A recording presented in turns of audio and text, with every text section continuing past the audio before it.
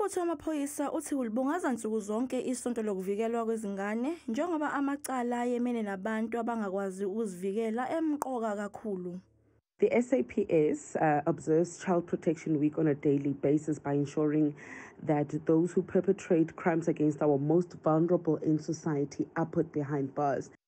Esifundazwe iWestern Cape sihamba phambili ngesibalo sabantu ababoshelwe ubugebengu obhekiswe ezinganeni, njengoba bengu-4,857, kuze iKwaZulu-Natal ngo-3,786, kugcine iGauteng ngo-3,293. Uphiko olubhekele izingane eMnyangweni Wezenhlalakahle KwaZulu-Natal luthi lukhathazekile ngesibalo esiphezulu sezingane eziba izisulu zobugebengu. Lunqume ukusebenzisana nomkhandlu wamatekisi iSantaco ukulwa nalesi sihlaza, hhayi ngesonto lokuvikelwa kwezingane nje kuphela, kepha nsuku zonke.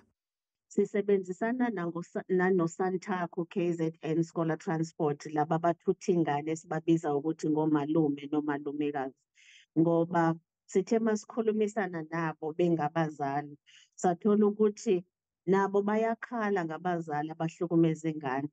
Umnyango ugqugquzela abantu ukuthi babike ukuhlukumezeka kwezingane. Siphinde futhi sigxile ekuthini abazali abanakekela abantwana. Siphinde futhi sigxile ekuthini akuripotwe u-child abuse, njengoba amaphoyisa esho nje ukuthi esifundazweni esihamba phambili.